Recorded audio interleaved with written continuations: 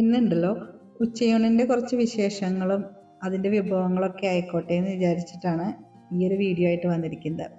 അപ്പോൾ ഞാൻ പാവയ്ക്ക എടുത്തിട്ട് ഉപ്പേരി ഉണ്ടാക്കാമെന്ന് വിചാരിച്ച് നുറുക്കിക്കൊണ്ടിരിക്കുമ്പോഴാണ് വീഡിയോ എടുക്കാമല്ലോ എന്നുള്ളൊരു ആലോചന വന്നിട്ടോ. അതുകൊണ്ട് തന്നെ പാവയ്ക്ക നുറുക്കി പകുതിയായി ഞാൻ വീഡിയോ എടുത്ത് തുടങ്ങിയപ്പോൾ. അപ്പോൾ പാവയ്ക്ക നുറുക്കി കഴിഞ്ഞപ്പോൾ എനിക്ക് തോന്നി ഇത് ഇത്ര പോലെ, എനിക്ക് ഒന്നും കൂടി ചെറുതായി കിട്ടണമെന്ന്. അങ്ങനെ ഞാൻ വെജിറ്റബിൾ ചോപ്പർ ഉണ്ടല്ലോ അതിൽ വെച്ച് ഒന്നും കൂടി ഇതുപോലെ ചെറുതാക്കി എടുത്തു കേട്ടോ.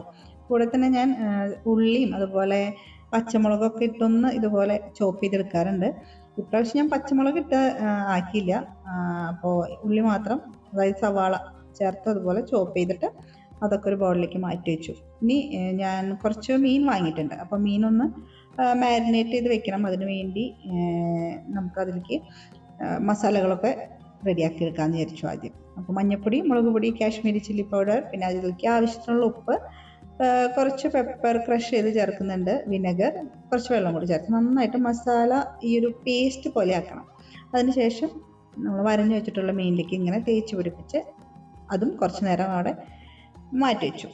അപ്പോൾ നമുക്കിനി ഉപ്പേരി റെഡിയാക്കാം. അപ്പോൾ ഇത് വറുക്കാൻ വേണ്ടി മാത്രം ഞാൻ എടുക്കണുള്ളൂ. അപ്പോൾ ഇനി ഉപ്പേരിക്ക് വേണ്ടി ഞാനൊരു പാത്രത്തിൽ വെച്ച് അതിലേക്ക് വെളിച്ചെണ്ണ ഒഴിച്ച് കടുക് ചേർത്ത്, കടുക് പൊട്ടി വരുമ്പോൾ നമ്മൾ നേരത്തെ ചോപ്പ് ചെയ്ത് വെച്ചിട്ടുള്ളതൊക്കെ അതിലേക്ക് ഇട്ട് കൊടുക്കുക. ഈ 2 പച്ചമുളകും കൂടി നന്നായി ഇളക്കി കൊടുത്ത ശേഷം ഇട്ട് കൊടുക്കുക. നല്ല എരിവുള്ള പച്ചമുളകാണ്, 2 എടുക്കണുള്ളൂ. അവൾക്ക് ഭയങ്കര ഇഷ്ടമുള്ള ഉപ്പേരിയാണ്. അപ്പോൾ അവൾ കഴിക്കണമെങ്കിൽ ഭയങ്കര എരിവായ അവൾ കഴിക്കില്ല. ഉപ്പും ആവശ്യത്തിന് ചേർക്കണം. അപ്പോൾ അത് അടച്ചൊക്കെ വെച്ച് വേവിച്ചേട്ടോ. എന്നിട്ട് പിന്നെ വെന്തൊക്കെ വന്നപ്പോൾ അതിലേക്ക് നാളികേരം കൂടി ചേർത്ത് കുറച്ച് നേരം ഇളക്കി അങ്ങനെ റെഡിയായി വന്നപ്പോൾ അത് ഫ്ലെയിം ഓഫ് ചെയ്ത് അത് അവിടെ മാറ്റി വെച്ചു. ഇനി നമുക്ക് മീൻ വറുക്കാൻ നോക്കണം, കറിയും വെക്കണം.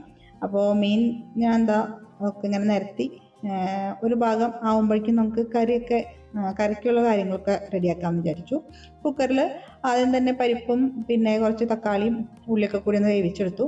അതിനുശേഷം അതിലേക്ക് മഞ്ഞൾപ്പൊടിയും മുളക് പൊടിയും ഉപ്പും കൂടി ചേർത്ത് നന്നായിട്ടൊന്ന് തിളപ്പിക്കുക. എന്നിട്ട് പിന്നെ അതിലേക്ക് നമുക്ക് കുമ്പളങ്ങ, വെണ്ടക്കായ, മുരിങ്ങക്കായ ഇത്രയും ചേർത്ത് നന്നായിട്ട് ഒന്നും കൂടി തിളപ്പിച്ച ശേഷം നാളികേരം അരച്ച് ചേർക്കാം.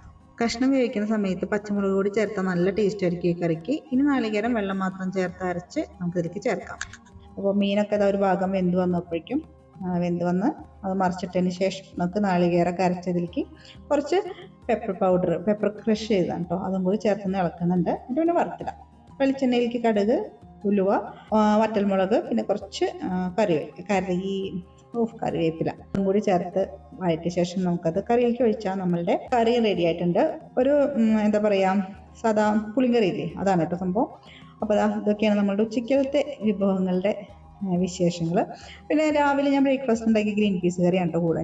അപ്പോൾ ഗ്രീൻ പീസ്, കടല, പയർ ഇതൊക്കെ എനിക്ക് ഭയങ്കര ഇഷ്ടമുള്ള സംഭവമായിരുന്നു, അതും കൂടി ഞാൻ എടുത്തു. ഇതൊക്കെയാണ് ഉച്ചയൂണിൻ്റെ വിശേഷങ്ങൾ.